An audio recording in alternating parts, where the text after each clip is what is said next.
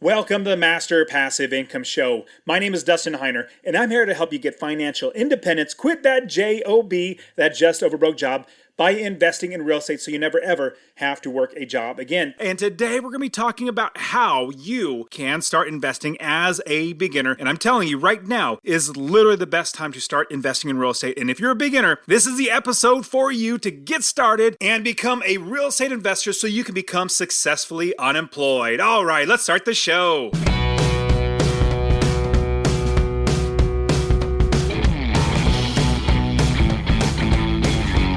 Welcome to the Master Passive Income Podcast, where we talk about investing in real estate with a special focus on making enough money so you can quit your job and live the dream life. And now, here is your host, Dustin Heiner. What's up? Super blessed as always to have you here. Man, week after week, coming in and listening to the show, being a part of the podcast. And I am super excited. Man, I started this podcast back in 2015 or 2016. This is our 300th episode. I'm super pumped that we are at 300 episodes, getting close to 2 million downloads. And honestly, thank you so much for being a part of the Master Passive Income Podcast. And you can even reach out to me on Instagram, the Dustin Heiner, THE Dustin Heiner. And I would love to hear how you are investing. So reach out to me on there. And it's just great now having 300 episodes. And this is going to be a fantastic one showing you how you can invest in real estate and make a lot of money doing it. I personally feel just blessed that I have so many people that listen to the show, but you're here because you want to change your life. Now, if you just change your life 1% better every single day, then 365 days later, you're 365% better than you are now. What if you just did maybe 1% might be hard every single day? And how do you quantify that? Totally get it.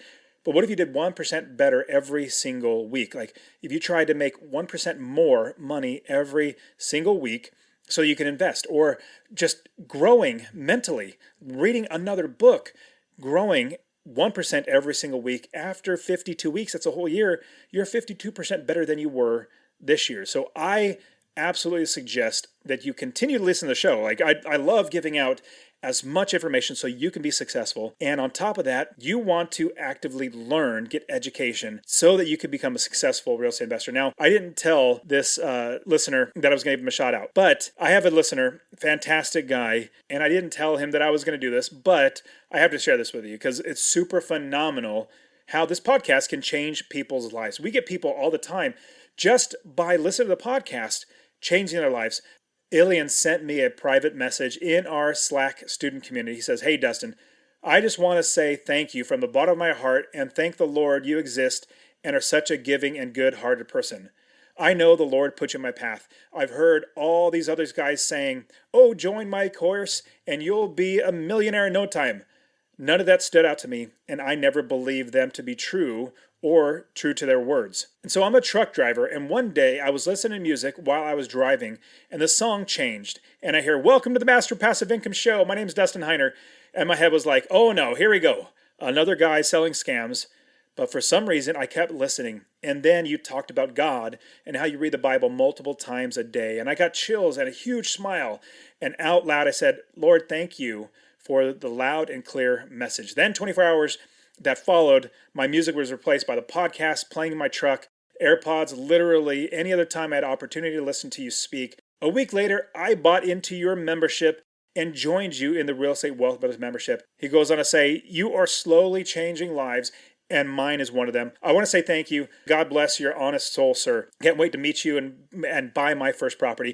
Well, Ilian, super glad that you listened to the show. And I just had to give you a shout out because I'll be completely honest. That was so encouraging to me in more ways than one. Well, here's what's interesting. So in 2006, I started investing. Then 2017, January 2017, I quit my job because I had enough properties. Then a lot of people, friends, coworkers started asking me how I was doing that, and they wanted me to teach them. So I started teaching them. I had plenty of extra time because I wasn't working that job. And then with that, I realized I enjoyed doing it, and I started seeing people get success. Well, I wanted to only be a real estate investor. I didn't want to be, a podcast host. I didn't want to have a YouTube channel or, do all this sort of stuff. but I realized I really enjoy it. Now, fast forward with the conference, the Real Estate Wealth Builders Conference, to the podcast, getting close to 2 million downloads, and like countless students, hundreds if not thousands of students now. It's such a blessing. So, Ilian, just want to tell you, huge blessing for me. Now, with that, I'm going to be sharing with you how to create a successful automatic real estate investing business, number one. But number two, you need to be prepared for the best time ever to invest in real estate. I kid you not. And in fact, I'm putting out a second episode on Thursday evening, going into Friday. I'm going to put out a second episode this week talking about the real estate economy and what's going on in the market, because I'm seeing so many things like banks closing down. You have high interest rates, high inflation, defaults on car loans and credit card payments. There's going to be a lot coming very, very quickly, and you need to be ready. And I'm going to put out another episode this week. Listen to the episode. I'm also even be telling you how I am currently investing and how you need to be ready for the coming best time ever to invest in real estate. So be on the lookout for that episode. Now, this episode is talking all about how to build a business. And so this episode is the precursor to this follow-up episode on Friday that's coming out Friday morning. This is going to teach you how to build a business, how to do it right so that you're going to be successful in your real estate investing. And then on Friday, it's going to show you what's going to come.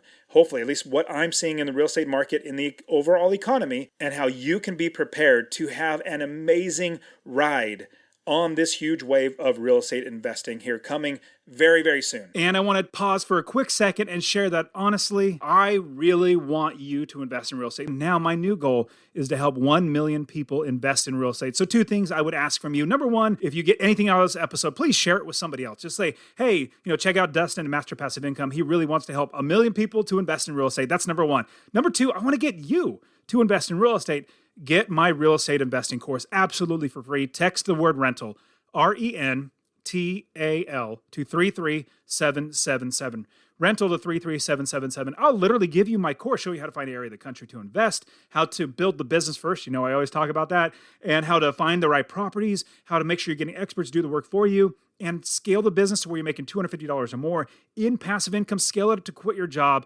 I'll literally get to you, or go to masterpassiveincome.com/free course. Obviously, it'll be in the description, but I really, really want you to invest in real estate, because the more that actual, normal, everyday people own real estate that are good landlords, the better everybody's life gets. Now, as a beginner, you're going to have so many questions, which are great questions. These are really, really good questions for you as an investor beginning in investing in real estate. I want to show you and walk you through these things. There are a number of things that I want you to do, or that you need to do in order to do it successfully. Because here's the biggest thing. There are so many ways to actually do this business wrong, and there's a few ways to actually do it right. So let me walk you through what actually investing is. Investing is not flipping a house, buying a house, rehabbing it, putting an extra room on it, redoing the kitchen, and then selling it to somebody else. That is not investing. That is flipping a house. Because if you do not flip that next house, you will not make more money. Investing is where you make money over the long term, which I'll get into in just a second. Now, what we do as real estate investors, we invest in buy and hold single-family homes, multifamily homes, or apartment complexes. We invest in buy and hold rental properties so that we can make money every single month in passive income. See, now when you invest in a rental property, the property works for you. You don't work, the property works for you. But then also a thought might come into your mind. Well, how do I actually manage the property? I have to do a lot of work to actually manage a property. The great thing is, no, you do not have to do a lot of work. In fact, the 30 plus properties that I currently own as rental properties, they literally do not take any of my time to manage. In fact, I work only 30 minutes a month. Yeah, you heard that right. Not a day, not a week, but 30 minutes a month. And all it is I get the statements from my property managers. I look at them, I make sure everything adds up, everything's good, put it away for the next month, and then I do it all over again. Everything else is ran by my business. Now, here's a big pro tip I want to give you.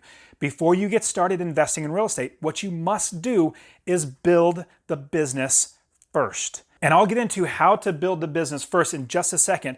But what I want to tell you that is, if you just go out and buy a house and think, you know what, I'm just going to put a tenant in there. I'm going to put it on Craigslist for rent and get a tenant in there and make money. What I'm going to tell you is you will more than likely lose money. And it's sad, but I love buying properties off of people who did just that. They said, here's a property. Let me get a tenant in there. I'll buy it and I'll invest in real estate. Not knowing how to set the business up, not knowing how to do it right, not knowing how to make sure you're making money every single month.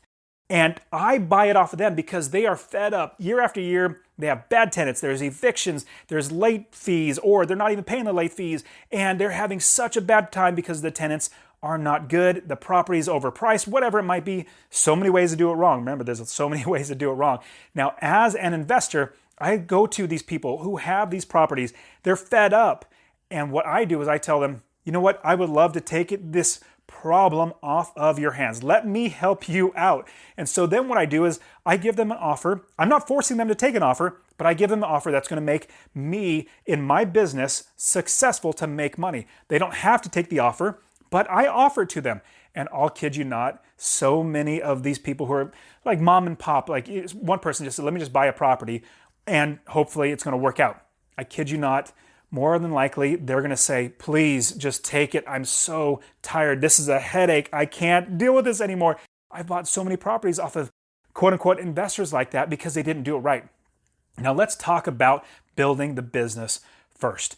When you're getting started as a beginner, when you're looking for anywhere in the country, because you don't need to invest in your backyard. You don't need to invest in your city or even in your state. When I started investing when I lived in California. And I bought my first property in Ohio, thousands of miles away. And year after year, I just kept building my business. Branched out from Ohio into Texas, into Arizona. And so I, as an investor, buy far away from me. And it's not as bad as you might think. Some people might think, well, I really need to be next to the property. Like I can drive to the property if there's anything wrong. I have only seen one out of all the 30 plus properties that I've owned. I've only seen one of them before I bought it, and I've literally only seen two out of all of them. All the other ones I do not even see. I do not even go. I don't even care to see them. It's inventory for me. Just like if I'm building a business. Imagine this. If you're building a business, a convenience store, everybody knows what a convenience store is.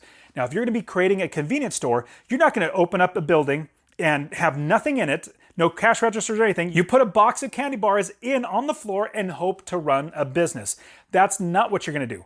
What you're going to do if you're going to start a convenience store, you're going to get the gondolas, which are the shelving units that you put all the candy bars on. You're going to get the countertops and have fountain machines, cold storage. You're going to get countertops for the cash registers, bank accounts, employees. You're going to do all this stuff first before you put one candy bar or one box of candy bars into the business, and that is your inventory. Same thing when it comes to real estate investing. What you want to do is build the business first so that you have it run itself. You find the property managers, you find the contractors, realtors, inspectors, plumbers, roofers, electricians. You do all that. You set up your bank accounts, you get the LLC, you find out where you're going to invest, and you make sure you do everything first before you actually buy a property. And on top of that, a big thing that we do as real estate investors here at Master Passive Income, what we do is we invest in properties that make us $250 or more in passive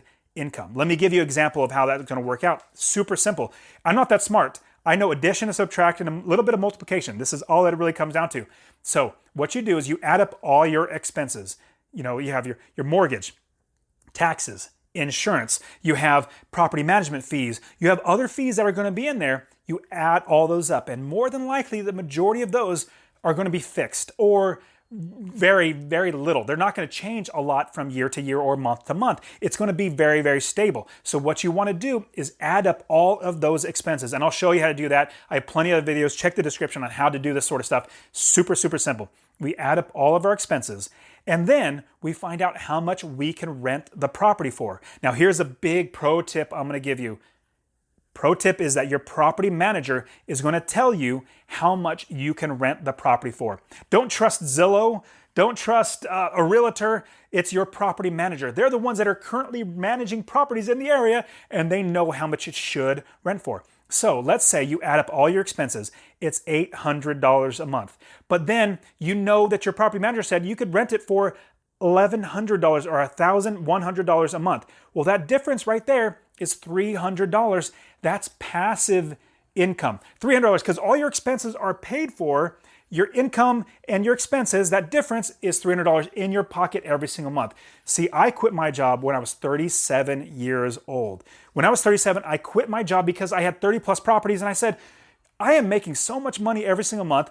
I've made over and above how much I make from my job. Even though I'm making $75,000 a year, I still am losing money working for here. I better quit so I can make more money with myself investing in real estate. And you can absolutely do this. It takes one property after the other. Okay, so that's building the business. We want to build the business. We want to make sure we're making $250 or more in passive income. Now, let me tell you what we do not invest for. We do not invest for appreciation. That's where over time the market goes up, and we do not invest for saying, we're going to buy it here and I know it's going to go up here, so we're going to sell it here. We do not do that. In fact, appreciation is the cherry on the top. It's like it's a surprise at the very end when you're going to sell it, because as an investor, we buy and hold properties. If the value's here, or wherever it's at, we make money in passive income every single month. And my 4 kids, I actually have 4 kids.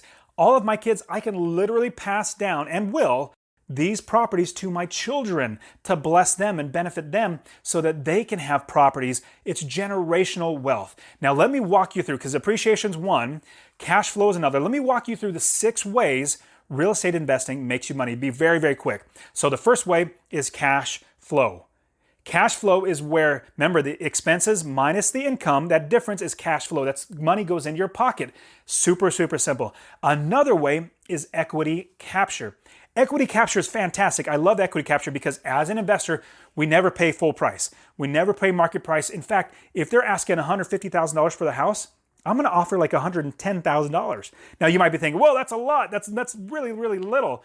I'm not forcing them to sell it to me. Now, it would be a robbery if I actually made them sell it to me somehow, but we can't. We offer $110,000, but we do. They're asking $150,000. We start at $110,000. Then we negotiate. Go up a little bit, they come down. We go up a little bit, they come down. Eventually, we might sell it like $130,000. So they came down $20,000. I captured the equity of $20,000. If the market value was $150,000, I got them down to $130,000. That's $20,000 in equity capture that I got. Next one is forced appreciation. Forced appreciation, we buy houses that need work. It's okay that they need work. In fact, the more work that we need to do on a property, the better, because we make more money. If a property is going to need $20,000 in work to fix it up, well, I'm going to make sure I lower my offer by $20,000, if not then some, so I can make more money. So forced appreciation, let's say we put $10,000 into the property, fixing it up, painting the walls, getting new flooring, maybe redoing the kitchen a little bit, put some money into the property. It might appraise for $40,000 more than what I bought it. So I put in, let's say $10,000. It appraised for $40,000 more. I captured $30,000 in equity. I forced it up by $30,000. Another one, like I talked about, is market appreciation. Market appreciation, just over time, it goes up. Now we'll do this and this and then this and then this. But over, let's say you own a house for 30 years, you are going to have appreciation, and you only realize appreciation or the money that you make on the property when you sell it. So as it happens, when I started investing in 2006, remember that was before the crash of 2008, I bought properties. As I was buying properties, I realized I was buying for passive income. I wanted to make sure that I was making money every single month in passive income. And in doing that, what I'm looking at now, 2006, 2007, 2008, 2009, all the way to 2020, 21, and 22, 23, I make money in passive income every single month because I make sure the expenses minus the income, we have a difference of $250 or more in passive income. So even when it crashed, the value of my properties dropped by half, I still made money every single month.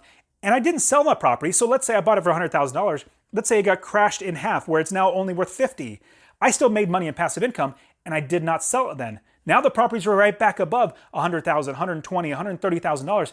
They're worth more than when it crashed or when I first bought it. And I made passive income every single month. So that's with market appreciation. Now another great one, I love this one, is tax benefits. Tax benefits are fantastic. In fact, you're going to be amazed. There is it's basically like a fake expense, or it's the IRS. Here's really what it comes down to. The IRS made up an expense. It's called depreciation. I love depreciation. Let's say you buy a house for $100,000.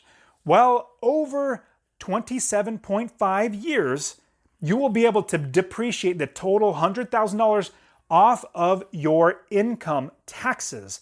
So you divide 100,000 by 27.5, and each year you take off that little bit of your income. So if you make $50,000 a year, and let's say your depreciation is $1,000, it's going to show on your taxes that you only made $49,000. Now imagine if you had 50 properties where you do that. I mean, your income for the IRS, tax purposes wise, it drops it so low. It's fantastic. On top of that, you're starting a business. Another great thing about tax benefits, you have a business. You buy one property, you have a business. That business has expenses, natural expenses, because you're going to be doing your business. Those are write-offs for you. There's so many more things. I'm not going to keep getting into tax benefits. There's so many more great things. The last one, it's almost as good as passive income. I love it. And it is the mortgage buy down. Now, let me give you an example of this. It's super phenomenal. Let's say you buy a house for $100,000. You put an FHA loan, you get an FHA loan on the property, you buy it for $3,500, which is a 3.5% down payment. An FHA loan is a 3.5% loan. So of $100,000, you're only going to pay 3.5% of that, which is $3,500. Now, the balance of the loan that you're getting from the FHA loan is $26,500. Now, you might be thinking, well, I got to pay $26,500 for the property. No, you don't. Let me give you the reason why. See, all the expenses that I have, remember I told you, line up all those expenses. My taxes, my insurance, my property manager fees, my any repairs, any mortgage, interest, all of that, I don't pay it. I don't pay my taxes, I don't pay my insurance, I don't pay any of that stuff. My tenants pay every penny of that, and I make $250 or more in passive income every single month, because what happens is the income minus expenses, remember all your expenses is all those things, including your mortgage, including your taxes, add all those up, that's your passive income, because your income minus your expenses, the difference is passive income. Now the mortgage buy down, going back to the $100,000 property you bought with an FHA loan, $3,500 down. You owe $96,500 plus interest. You will not have to pay that. Your tenants will pay off that $96,500 and every bit of interest on top of that. It's so amazing. There are 6 ways that you make money investing in real estate. Let me go over those one more time really quickly and quickly recap. So number 1, we get cash flow and passive income every single month. Number 2, we get equity capture. Number 3, we get forced appreciation. Number 4, we get market appreciation. Number 5, we get tax benefits. And number 6, we get mortgage buy down, where the tenant pays off your mortgage. It's phenomenal. Now, let's get back to actually doing this. So let's say you've already built the business. You already know where you're going to invest, look in the description. I actually walk you through how to find new areas of the country to invest. So check the description for new videos on how to do that. I love showing people how to find, there's so many ways to find new properties, new areas. You don't have to invest in your backyard. So you started the business, you know where you're going to invest. Next up, what you really need to do is have funding. Have finances, and again, in the description, I'm going to put videos in there how to do every single one of these steps. Getting funding or financing for your business is the lifeblood of your business. Without financing, you're not going to be able to buy properties. Now, here's a term that I want you to know, and I love this term. It's OPM. Other people's money is the best way to buy properties. And what I love is I love borrowing it from banks. I love borrowing it from private investors or friends and family members. I love using hard money. I've even used a credit card. Now, I will say that's an advanced strategy. That's only like my students actually learn how to use credit cards if they want to use that, which I'm not saying you should. It's an advanced strategy, very, very advanced, but I'll show you how to do that if you want to. I've even used credit cards to buy properties that made me money in passive income. I've done that as well. There's so many ways to do this business. Most people think, well, as an investor, beginning investor, what I'm going to do is I'm going to get a realtor and a mortgage broker, put them together and buy a property and then try to get a tenant in there. There's so many more steps in that process that if you don't do this right, you're more than likely going to do this wrong. So we build the business first. Then what we do is we find the area that we're going to invest, And on top of that, we get funding. And so you get funding by getting a mortgage, getting private funding, using hard money, using a home equity line of credit, so many different ways. There's so many more. I'm just kind of briefly going through them. Then once you do that, then you put in an offer on a property. You already know that your property managers have signed off on this property. You know, they say, and this is a big tip, big pro tip, do not buy a property unless your property manager says, yes, this is a property that I will manage and that you will have decent tenants and this is how much you could rent it for. If your property will not manage a property, like if it's in a horrible area, lots of crime, they might get shot for going down there, they're not going to manage it.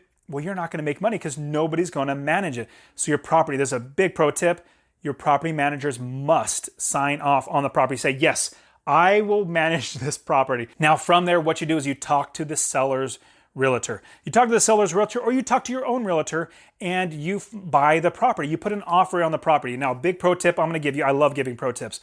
Big pro tip I'm going to give you is you must negotiate the price. If they're asking $200,000, we don't, as investors, we don't offer $200,000. We don't offer $205,000. We're investors. We look for deals. We wanted to buy for maybe $175,000 so we capture that equity like I talked about. So what we do is we negotiate. We start a little low. They start high. We eventually offer a little bit, they come down. Offer a little bit, and they come down. That's what we want to do. And eventually we meet somewhere where we capture equity as well as they make a little more money than from our offer. Now from there, what you want to do is after you get in the offer, I'm giving you so many pro tips. Huge pro tip I'm going to give you. What you must do, you absolutely must put a 7-day minimum inspection period. You must absolutely do an inspection period. And the big reason why is that inspection period is going to cover you from losing money. Let's say it's a horrible property. You didn't know that until you actually got in there and did a home inspection. And this is why you do a 7-day inspection period, if not a 14-day. The longer, the better. If you can agree to have them agree to 14 days, that's fantastic. Now, what you want to do as a beginner is realize I must do a minimum of 7 days as an inspection period. Then I get a home inspector in there. Let's say you have a 7-day inspection period. Home inspector comes in, they're in the crawl space underneath the house and they see termites and they see foundation issues. They see the problems that you would not have seen because just walking through the house or your property manager would not have seen. Everything is negotiable in this business. So you go back to them and say, I know we already have an offer, contract we already signed, but I have my inspection and in the inspection period I can back out. And right now I'm looking that there's termites and it's going to cost $2,000 to get rid of them. I need you to do that or credit me $2,000. I love getting credited because I can probably find it for cheaper, but they might say no and you still have your contract. Just keep moving forward if you want to move forward and stomach that expense. Or they might say, yes, we'll do it. We'll take care of it or we'll split you the money. So that's a big pro tip. So you go back to the seller after you have your home inspection. You do that. Go back to the realtor, the seller's realtor, and so they could talk to the seller and say, "Let's work out a deal." So that's a huge pro tip I give you. Then once you do, after you do that, you now go and proceed through the contract. If you needed to back out of the deal, then that's inspection period, 7 days or 14 days or however long it's going to be. You can literally back out and not lose your earnest money. Your earnest money is basically when you put down an offer, you put down $1,000 and say, I'm very serious about buying this house. Here's $1,000. If I back out, you get the $1,000. And they'll say, yes, I'll take your offer.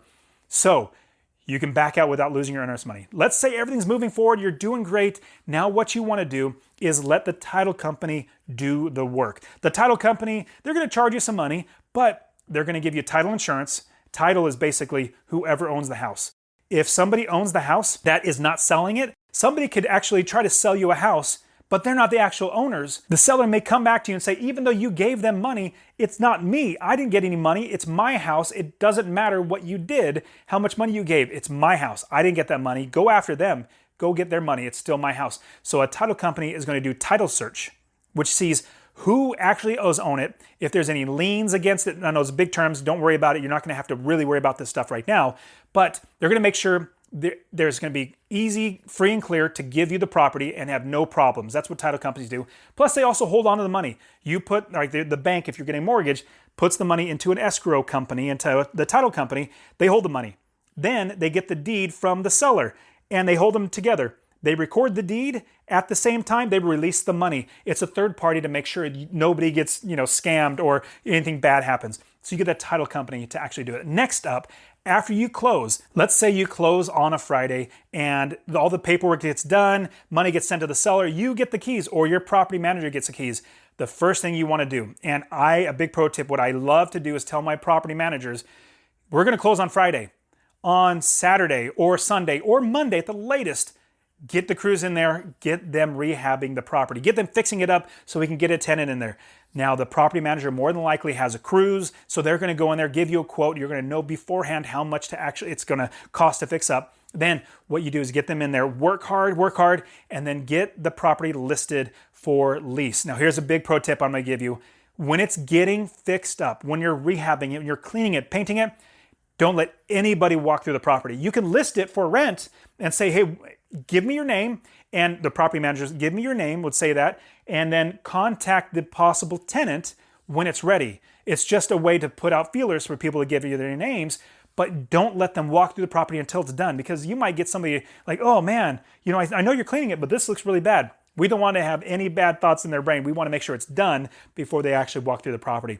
Then what you do is you have the property manager do a background check. Oh my goodness, another pro tip. Huge pro tip I'm going to give you. Always do a background check. Have your property manager do the background check. If you're managing yourself, you must do a background check. I use the company Cozy. That's a free property management software, and it's in the description as well. Check them out. They're fantastic. I love using them. Now, what you're going to do is do a background check to make sure that they're a good tenant. They haven't been evicted. They have a good credit score. They're upstanding citizens, all that good stuff.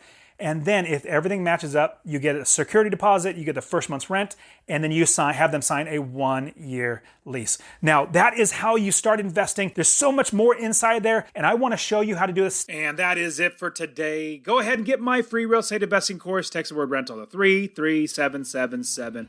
RENTAL to 33777. You can also join my Real Estate Wealth Builders group coaching, get all my courses. All right, guys, we'll see you in the next show. See ya.